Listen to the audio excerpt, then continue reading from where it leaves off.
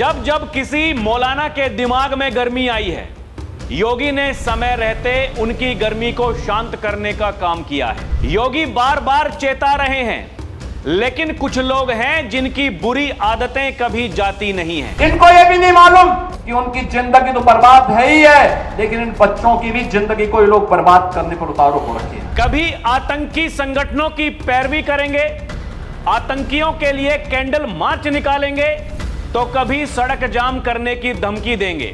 जब योगी इलाज करते हैं तो फिर लंगड़ाते हुए, हाथ जोड़कर माफी मांगते हुए दिखाई देते हैं। एक बार फिर एक मौलाना का दुस्साहस सामने आया और तुरंत शुरू हो गया योगी का ऑपरेशन। कोई मौलाना क्या बक रहा है, उससे चिंता करने की आवश्यकता नहीं।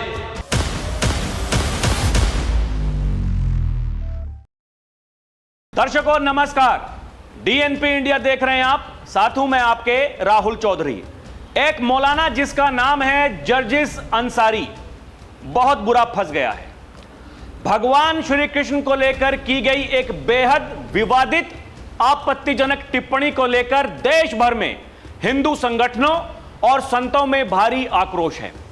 सोशल मीडिया पर वायरल हो रहे एक वीडियो में मौलाना जर्जिस अंसारी यह दावा करते हुए नजर आ रहा है कि कृष्ण तो मुस्लिम थे और वो दिन में 5 बार नमाज पढ़ते थे।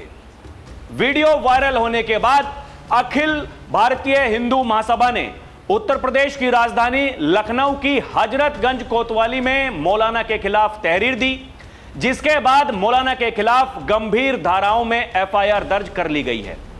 यह पूरा विवाद उस समय शुरू हुआ जब झारखंड के देवघर जिले में आयोजित एक जलसे के दौरान मौलाना जर्जिस अंसारी का एक वीडियो सोशल मीडिया पर सामने आया था। मंच से अपने इस बेतुके दावे को साबित करने के लिए मौलाना ने श्रीमद् भागवत गीता के 6ठे अध्याय के 10वें श्लोक का हवाला दिया था। मौलाना ने अपनी बात को सच साबित करने के लिए पवित्र श्लोक की पूरी तरह से गलत और भ्रामक व्याख्या की। वास्तव में इस श्लोक में दूर दूर तक नमाज या इस्लाम का कोई उल्लेख नहीं है। इस श्लोक का वास्तविक अर्थ एक साधक यानी योगी की आत्मिक साधना पर केंद्रित है, जिसमें उसे एकांत में अपने मन, इंद्रियों और शरीर को नियंत्रित कर परमात्मा में ध्यान यानी योग में विलीन होने का उपदेश दिया गया है। यानी पता सता कुछ है नहीं, लेकिन ज्ञान बांटने के लिए, हिंदू आस्था को बदनाम करने के लिए तुरंत एक्टिव हो जाएंगे। और वो लोग जो राम मंदिर चढ़ावा चोरी को लेकर के लगातार माहौल बना रहे हैं, जिनकी आस्था को ठेस पहुंची है, उनके मुंह में फेविकोल जम गया है। ये वही लोग हैं जिनके बारे में योगी आदित्यनाथ बार बार कहते हैं जब भी आएंगे पहचान का संकट खड़ा करेंगे, क्योंकि ये मौलाना मौलवियों के सामने घुटने टेकते थे, नतमस्तक होते थे, जैसे दंगाइयों के, माफियाओं के सामने घुटने टेककर उनके सामने गिड़गिड़ाते थे, ऐसे ही मौलाना मौलवियों के सामने ये घुटने टेक कर गिड़गिड़ाते हैं। आज भी माफियाओं की कब्र पर जाकर के फातिहा पढ़ते हैं। दर्शकों, आप इनकी हिम्मत तो देखिए। भरे मंच से, पता है सोशल मीडिया का जमाना है, आज नहीं तो कल ये वीडियो सामने आएगा ही आएगा, लेकिन इनको बकवास करनी है। बकवास करेंगे, उसके बाद में सहानुभूति बटोरने के लिए ये विक्टिम कार्ड खेलेंगे।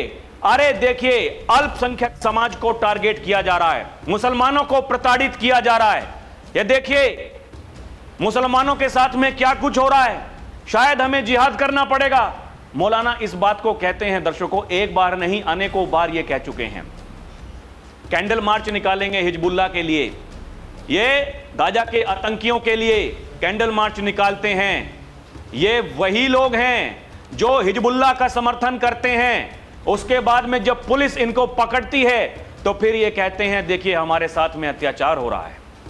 ये वही लोग हैं जो कहते हैं हम वंदे मातरम नहीं गाएंगे, हम मरने मर जाएंगे लेकिन वंदे मातरम नहीं गाएंगे। तभी इनके बारे में योगी कहते हैं पहचानो, इन चेहरों को पहचानो जो शासकीय योजना में हड़पने की होड़ में पहली लाइन में आकर के खड़े हो जाते हैं, लेकिन जब वंदे मातरम बोलने की बारी आती है तो कहते हैं वंदे मातरम गाएंगे नहीं। रहेंगे हिंदुस्तान में, खाएंगे हिंदुस्तान का, लेकिन गीत गाएंगे गाजा के, पाकिस्तान के, हिजबुल्लाह के। वहां ईरान का सुप्रीम लीडर खामेनी मारा जाता है, यहां छाती पीटेंगे, मोदी तेरी कब्र खुदेगी कहेंगे, लेकिन भारत के साथ में कभी खड़े होते दिखाई नहीं देंगे। दर्शकों, आपको याद होगा कुछ दिनों पहले एक मौलाना सलीम चतुर्वेदी अपने नाम के आगे लिखता था। वो चतुर्वेदी इसलिए लिखता था, कहता था कि मैं पहले ब्राह्मण था और मैंने अपना धर्म परिवर्तन कर लिया, अब मैं मुस्लिम बन गया, इस्लाम धर्म मैंने कबूल कर लिया। दूसरों को उपदेश देता था। अरे बहुत बढ़िया है। ये पूरा का पूरा रैकेट एक खेल है। जब योगी की मां के बारे में अमर्यादित भाषा का इस्तेमाल किया, योगी की पुलिस उसको बिहार से घसीट कर लेकर के आई थी और उसके बाद में कैसे वो हाथ जोड़कर माफी मांगता हुआ नजर आया था, अपने साथियों से ये कह रहा था, मैं सभी से ये रिक्वेस्ट करता हूं, कृपया करके ऐसी भाषा का इस्तेमाल ना करें कि सामने वालों की वो जो धार्मिक भावनाएं हैं वो आहत हों। लेकिन मान कौन रहा है? होड़ मची है, होड़। कौन किस स्तर तक जा सकता है? आपको याद होगा बीजेपी की नेत्री नुपुर शर्मा, एक बयान उन्होंने दिया था, उसके बाद में क्या दुर्गति पूरी पार्टी की करने की कोशिश की थी जब तक उनको पार्टी से नहीं निकाला गया था। आज भी उनकी सुरक्षा इतनी है, उनको बाहर निकलने में डर लगता है। वो ये कहती हैं, पता नहीं कब कौन कहां से आ जाए, क्या कर दे, कोई भरोसा नहीं। यही लोग सोशल मीडिया पर कह रहे हैं कि आप इतना सब कुछ बोल देते हो, पता सता कुछ है नहीं। अरे अगर आपके पास में कोई साक्ष्य हैं, क्यों नहीं दिखाते हैं? और ये सब कुछ उस समय हो रहा है दर्शकों, जब योगी आदित्यनाथ ये खुले मंच से कह चुके हैं, कृष्ण जन्मभूमि उसकी मुक्ति के लिए जो आंदोलन होगा उसमें हमारी मदद करें अखिलेश यादव, उनकी पूरी की पूरी टीम, उनकी पार्टी, उनके नेता। ये सब कुछ उस समय हो रहा है। और दूसरी तरफ वो लोग हैं जो ऐसे ऐसे लोगों के बहकावे में आकर के वो अपना पूरा जीवन बर्बाद करने को तैयार रहते हैं। उनके बारे में कहते हैं योगी आदित्यनाथ, जिनकी जिंदगी खुद तो बर्बाद है ही, वो अपने बच्चों की जिंदगी भी बर्बाद कर रहे हैं। वरना छोटे छोटे बच्चों के हाथ में आई लव मोहम्मद के पोस्टर दे करके, महिलाओं को आगे करके और पीछे से ये पूरा खेल रचा जाता है ताकि अगर कुछ हो जाए, पुलिस जब लठ बरसाए तो कहें विक्टिम कार्ड खेलें, महिलाओं के ऊपर, बच्चों के ऊपर लाठीचार्ज कर दिया। बरेली में आपको याद होगा, मौलाना भूल गया था उत्तर प्रदेश में शासन किसका है, धमकी दे रहा था, कह रहा था याद दिला देंगे मुसलमानों की ताकत क्या है। दर्शकों, बाबा ने याद दिला दिया कि उत्तर प्रदेश में जो बैठा है उसकी ताकत क्या है। और तब भी चेतावनी दी थी, जब भी दुस्साहस करोगे ऐसे ही पिटोगे जैसे बरेली में पीटे गए हो। कुछ को तो समझ में आ गया है, कुछ तो ये कह रहे हैं, वो दिखावटी हो सकता है, वो अलतकैया हो सकता है, लेकिन सामने आ रहे हैं। कोई गौ माता को राष्ट्रीय पशु बनाने के लिए डीएम को ज्ञापन सौंप रहा है, कोई जुम्मे की नमाज के बाद में यह कहता है कि गौ माता को राष्ट्रीय पशु बना देना चाहिए। उनके बारे में भी कहा था योगी आदित्यनाथ ने, इनके चक्कर में नहीं पड़ना है, यह सब दिखावा है। अरे अगर इतनी सहानुभूति है, वहां पाकिस्तान में, बांग्लादेश में, वहां हिंदुओं के साथ में नरसंहार होता है, आप एक बार भी पाकिस्तान या फिर बांग्लादेश सरकार की निंदा क्यों नहीं करते हैं? एक जुम्मे की नमाज के बाद में सामने आए सारे के सारे संगठन मिलकर के ये कह दे कि वहां जो कुछ भी हुआ गलत हुआ, नहीं होना चाहिए था। आंकड़े सबके सामने हैं, पाकिस्तान में कितने हिंदू थे, बांग्लादेश में कितने हिंदू थे, भारत में कितने हिंदू थे, आज कितने हुए हैं, और भारत में कितने मुसलमान थे, आज कितने हो गए हैं। सबके साथ में आंकड़े हैं दर्शकों, ये बार बार उसको बताने की कोई जरूरत, आवश्यकता है नहीं। आप लोग समझदार हैं, जाकर के गूगल पे सर्च कर सकते हैं, और भी दुनिया भर की चीजें हैं। आजकल तो एआई का जमाना है, सोशल मीडिया का जमाना है, जाकर के देखिए, पढ़िए, जांच करिए, ये जानने की कोशिश कीजिए इस देश ने क्या कुछ खोया है और इस देश ने क्या कुछ पाया है। योगी आदित्यनाथ सबको बुरे क्यों लगते हैं? इसलिए बुरे लगते हैं क्योंकि वो इन मौलाना, इन मौलवियों की पोल खोलते हैं। वो इनके बारे में कहते हैं कोई क्या बकता है, इनसे डरने की जरूरत नहीं है। यह समय सनातन का समय है, आने वाला समय सनातन का समय होगा, इसलिए ये कुछ भी बक रहे हैं, इनको बकने दीजिए, इनके चक्कर में पड़ना नहीं है, क्योंकि जब भी ये दुस्साहस करेंगे इनके साथ में ऐसा ही होगा। गलत काम करोगे तो फिर गलत ही होगा, चाहे जितने विक्टिम कार्ड खेलने हो खेलते रहो। अगर वो मौलाना तोकी रजा सही होता, उसको अभी तक बेल मिल गई होती, लेकिन कोर्ट का कहना है मुख्य साजिश करता है, बेल नहीं मिलेगी, जेल में ही रहेगा। दर्शकों, आप ये देखिए, कृष्ण को नमाजी बताकर बुरा फंसा इटावा का मौलाना, दर्ज हुई एफआईआर, अब चलेगा कानून का डंडा। ये देखिए, मीडिया रिपोर्ट्स में छपा है, एफआईआर दर्ज हो गई है, कानून का डंडा चल रहा है। इटावा के मौलाना जर्जिस अंसारी के भगवान श्री कृष्ण को लेकर दिए गए विवादित बयान के मामले में लखनऊ के हजरतगंज थाने में एफआईआर दर्ज की गई है। हिंदूवादी नेता शिशिर चतुर्वेदी की शिकायत पर थाना प्रभारी विक्रम सिंह ने भारतीय न्याय संहिता बीएनएस की धारा 302(66) के तहत मामला दर्ज कर लिया है। मामला दर्ज तो हो गया, अब लोग ये कह रहे हैं कि अब आगे की कार्रवाई क्या होगी वो सबको देखना है। दूसरी तरफ, जैसा कि मैंने वीडियो की शुरुआत में बताया, जो साधु हैं, संत हैं, बहुत गुस्से में हैं। क्या कह रहे हैं? मौलाना की जीभ काट कर लाओ, 10 लाख इनाम में पाओ। भगवान कृष्ण को मुस्लिम बताने वाले मौलाना पर विष्णु दास का बड़ा ऐलान। अयोध्या के संत विष्णु दास ने खुला ऐलान करते हुए कहा, मौलाना जर्जिस अंसारी की जीभ काटने वाले को वो 10 लाख रुपए का इनाम देंगे। मौलाना ने श्री कृष्ण को मुस्लिम बताया था। कुछ लोग कहेंगे कि ये भाषा कैसी हो सकती है? अरे भाई, वो साधु संत हैं, जिस तरीके से जो मौलाना हैं, अगर उनके मोहम्मद साहब के बारे में कुछ बोल दिया जाता है तो फिर आप सामने वाले को घसीटते हो, पता नहीं क्या कुछ कहते हो, क्या कुछ कहते हो। अगर उसको सामने लेकर के आया जाए तो फिर बहुत मुश्किल हो जाएगी। यही कहते हैं, बार बार समझाते हैं योगी आदित्यनाथ, आप ऐसा मत करिए कि सामने वाले वो मजबूर हो जाएं और फिर वो सड़कों पर आ जाएं। जब योगी से ये कहा जाता है, उनसे ये सवाल पूछे जाते हैं कि भाई साहब आप ये बताइए, सड़कों पर नमाज क्यों नहीं पढ़ने देते हो, तो योगी ये कहते हैं वो 20% हैं और वो 80% हैं। अगर 80% आबादी वो सड़कों पर बैठ करके हनुमान चालीसा पढ़ने लगे तो फिर हो गया काम।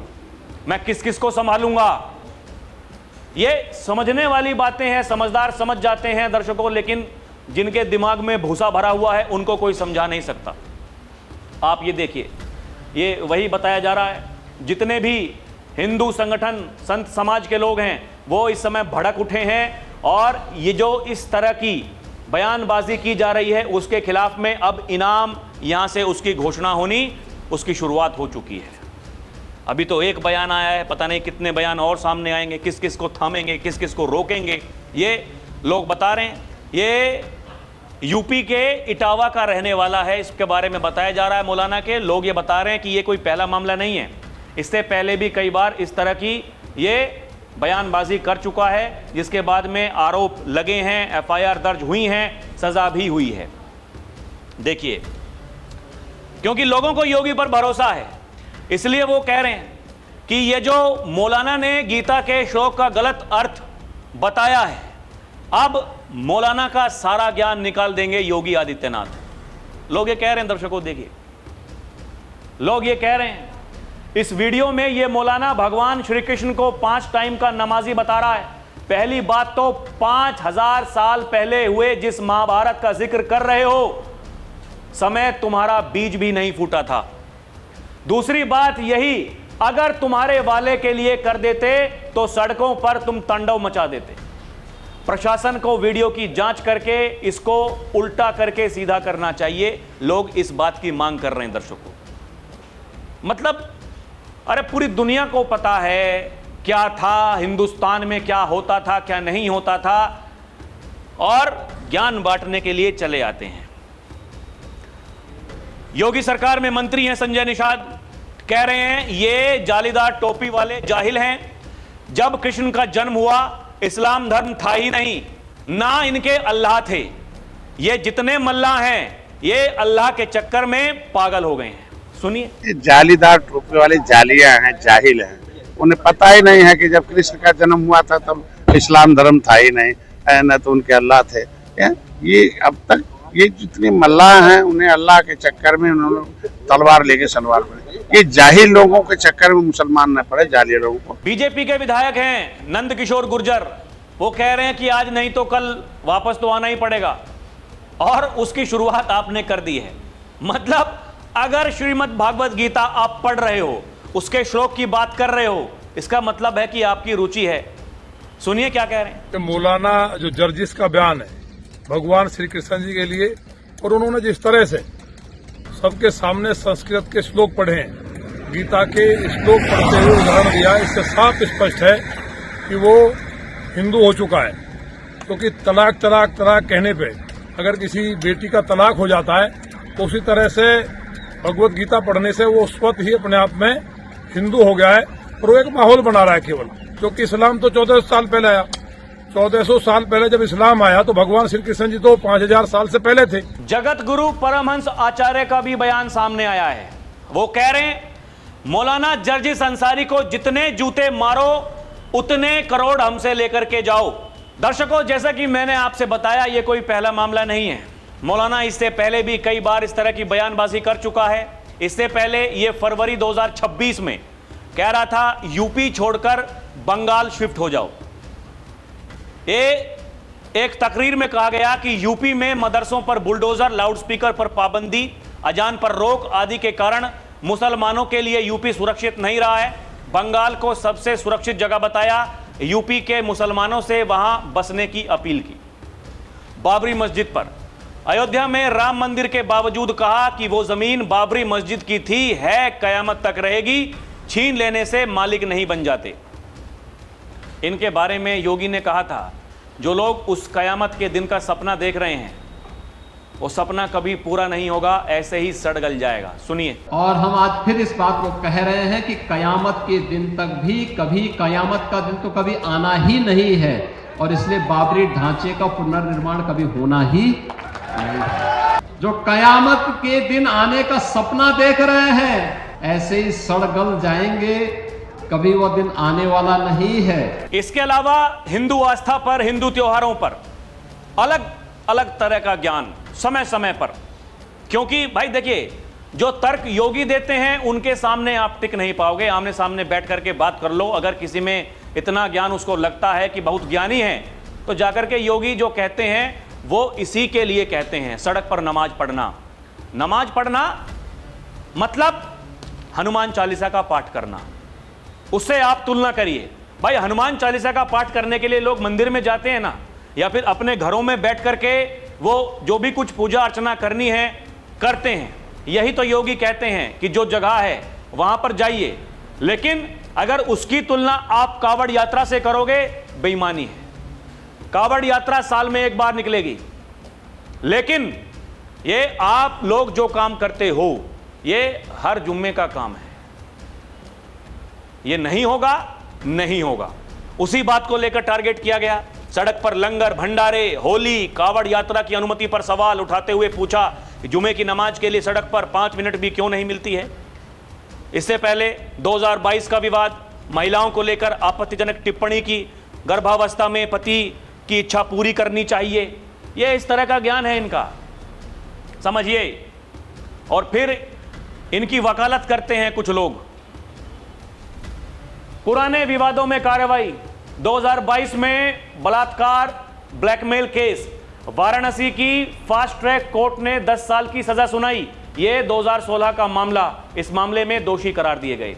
अन्य बयान, बंगाल शिफ्ट, हिंदू त्योहार, बाबरी, सब पर समय समय पर ज्ञान आता है, परोस देते हैं।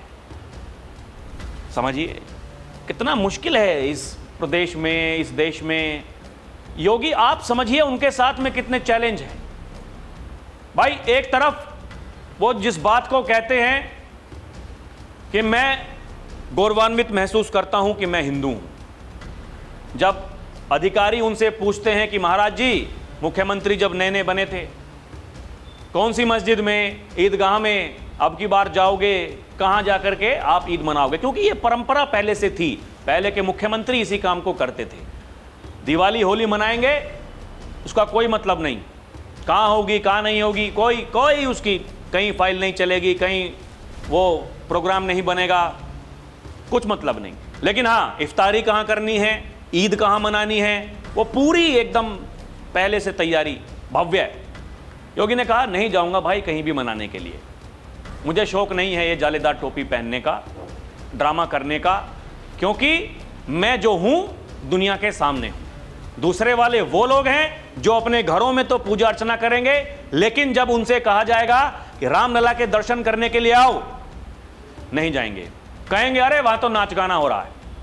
मतलब अभी तक पूरा जीवन नाच गाने में व्यतीत कर दिया, चाहे कांग्रेस हो, समाजवादी पार्टी हो।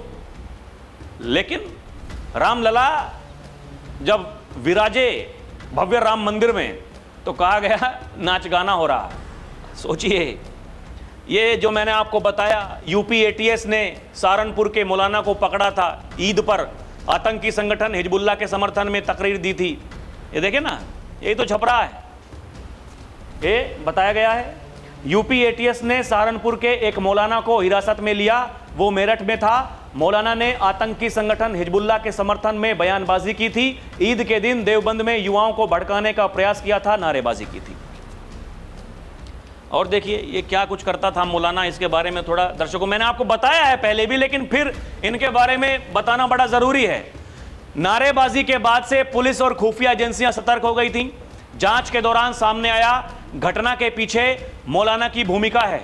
उसने सोशल मीडिया, स्थानीय नेटवर्क के जरिए युवाओं को उकसाया, माहौल खराब करने की साजिश रची और देवबंद के गांव थितकी में ईद वाले दिन एक धार्मिक सभा की। इसमें मौलाना ने लेबनान के आतंकी संगठन हिजबुल्लाह के समर्थन में बयान दिया। पुलिस को चुनौती देते हुए कहा कि अगर हिम्मत है तो मुझे गिरफ्तार करके दिखाएं, गलत काम करेंगे, हिजबुल्लाह के समर्थन में नारेबाजी करवाएंगे, पुलिस को चुनौती देंगे। समझिए कहानी, समझिए इनकी। आरोपी मौलाना बताया गया हाल ही में Iran, Dubai, Iraq, Qatar, Oman जैसे देशों की यात्रा कर चुका है। उसने ईरान में करीब 5 साल तक रहकर धार्मिक शिक्षा हासिल की। इस दौरान वो किन लोगों के संपर्क में रहा, किन संगठनों से जुड़ा, उसकी गतिविधियां क्या थीं, इन सभी बिंदुओं पर जांच की जा रही है। ये मौलाना पहली बार तब खुफिया एजेंसियों के निशाने पर आया जब उसने पाकिस्तान के इस्लामाबाद स्थित मस्जिद में हुए बम विस्फोट में मारे गए लोगों की आत्मा की शांति के लिए देवबंद में कैंडल मार्च निकालने की अनुमति मांगी थी। पाकिस्तान के इस्लामाबाद में लोग वहां जहन्नुम में चले गए और यहां मौलाना को चाहिए इजाजत, कैंडल मार्च निकालूंगा भैया उनके शौक में। रहेंगे हिंदुस्तान में, खाएंगे हिंदुस्तान का, कैंडल मार्च निकालेंगे पाकिस्तान के लिए। समझ जाइए, वंदे मातरम कभी गाएंगे नहीं। और ये तो बड़े बड़े मौलाना, बड़े बड़े, अरे शायद हमें जिहाद करना पड़ेगा, मुसलमान खतरे में है। जमिया उलेमा हिंद के अध्यक्ष मौलाना अरशद मदनी ने कहा, मरना मंजूर है लेकिन वंदे मातरम कभी नहीं बोलेंगे। हमें किसी दूसरे के राष्ट्रगीत को पढ़ने गाने पर आपत्ति नहीं है, लेकिन मुसलमान इसे स्वीकार नहीं कर सकता। जबकि सामने से कहा जाता है मजहब नहीं सिखाता आपस में बैर करना। समझिए कहानी को, समझिए। ये कहते हैं हर एक मुसलमान देश से मोहब्बत करता है, लेकिन इबादत सिर्फ अल्लाह की करेगा। देश से मोहब्बत करता है, और अभी मैंने आपको बताया वहां पाकिस्तान में कोई मरता है, कैंडल मार्च निकालना है। हिजबुल्लाह में मरता है, कैंडल मार्च निकालना है, और देश से मोहब्बत करता है। मोहब्बत देखिए ये कैसी मोहब्बत है। इस मोहब्बत पर शक क्यों ना किया जाए, इस मोहब्बत के बारे में सवाल क्यों ना पूछे जाएं। यही सबसे बड़ा सवाल है दर्शकों, यही सबसे बड़ा सवाल है। बाकी आपको क्या नज़र आता है, क्या लगता है, कृपया करके हमें कमेंट करके बताएं। अभी के लिए इतना ही। देखते रहें DNP इंडिया, हर खबर भरोसे के साथ। हमारी आपसे अपील है आप हमारे चैनल को सब्सक्राइब भी करें। बहुत बहुत धन्यवाद। जय हिंद, जय भारत, नमस्कार।